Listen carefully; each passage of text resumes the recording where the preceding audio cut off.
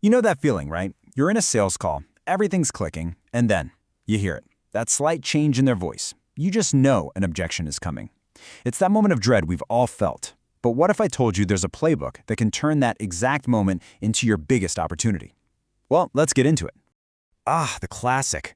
Or maybe it's something like, nah, just isn't a good time, or, I need to run this by my boss. Whatever words they use, it feels like you've just slammed into a brick wall. The deal you were so sure about suddenly feels like it's dissolving. But here's the thing. The real difference between an average rep and a top performer is what they do in the next 5 seconds. And this really shows you that difference in a nutshell. The average rep, they get defensive. They jump in, they argue, they try to steamroll the buyer with facts and figures. Honestly, it just screams insecurity. But the top reps, they do the complete opposite. They pause, they get quiet, they try to understand. That tiny shift in reaction, well, that changes everything. Okay, so let's build this playbook from the ground up, piece by piece. These first 3 steps are all about laying the foundation. This isn't about selling, and it's definitely not about arguing. It's about listening, building trust, and making sure you're solving the right problem.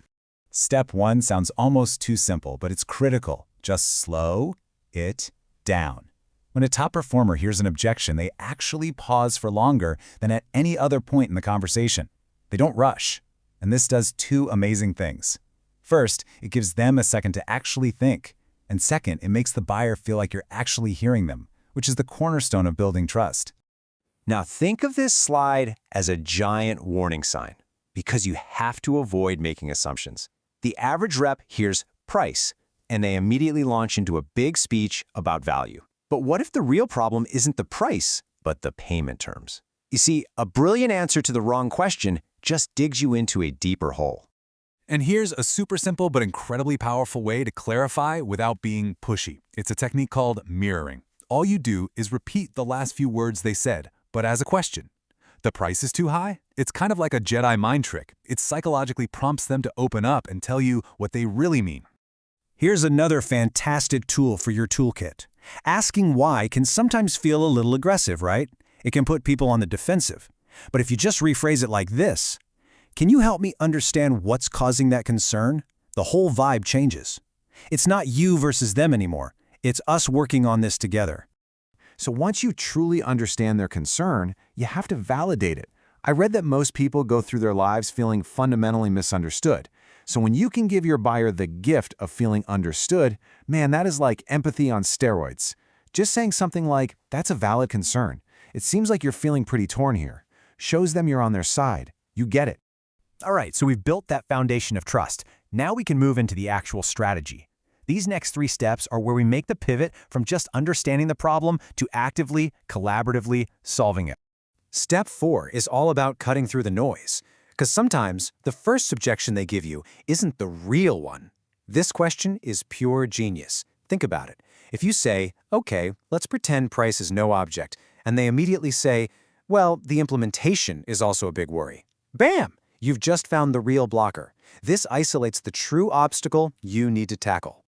Okay, before you jump in with the solution, you gotta lower their guard. Asking, can I make a suggestion? It sounds a little preachy, doesn't it? It triggers what some call the rebellious teenager effect. But asking, can I bounce a few thoughts off of you? That makes you sound vulnerable. It creates a space for brainstorming, not a lecture. And this is where the magic really happens. A reframe completely changes how the buyer sees their own problem. So their objection is, we're just too busy closing the quarter. This is the worst time.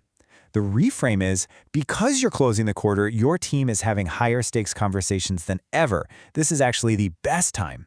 See? You're not ignoring their concern. You're turning their stated weakness into a strength. So we've addressed the objection. We're feeling good. But hold on, we are not done yet.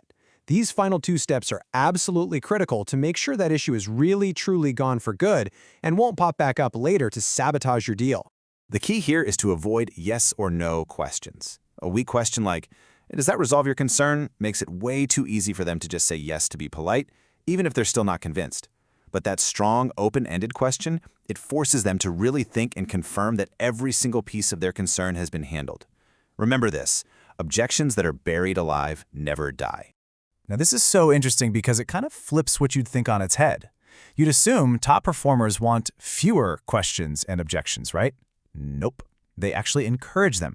They get buyers to ask a third more questions because they know every single question is another chance to understand what really matters and show their value.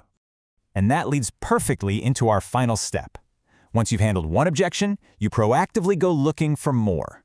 Asking what other reservations do you have shows incredible confidence, and it ensures that you spend the rest of your precious time focused only on the things that are actually going to make or break this deal.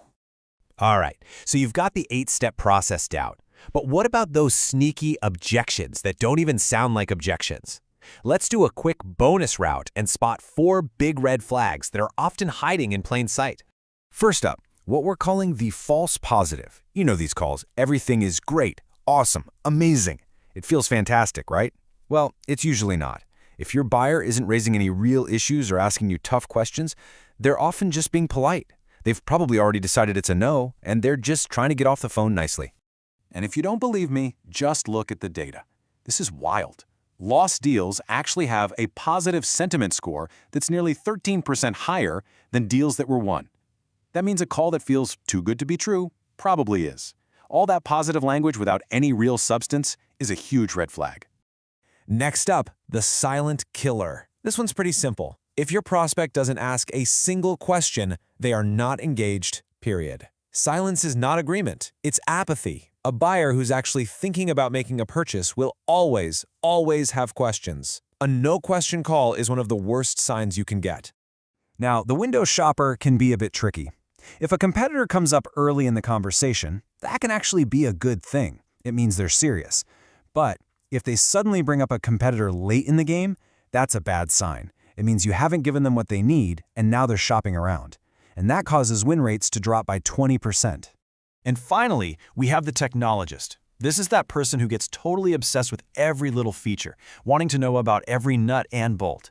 Look, top reps know that people don't buy features, they buy outcomes. In fact, reps who hit their quota talk about technical stuff 39% less than their peers. Your job is always to steer the conversation back to the business value. So let's put it all together. There you have it, the complete 8-step playbook. You start by slowing down, clarifying, and validating to build that all-important trust. Then you isolate, get permission, and reframe to actually solve the problem. And you bring it home by getting closure and surfacing any other issues so you know the deal is rock solid. So we'll leave you with this final thought. Think about a common objection you hear all the time, something you might even see as a weakness in what you offer.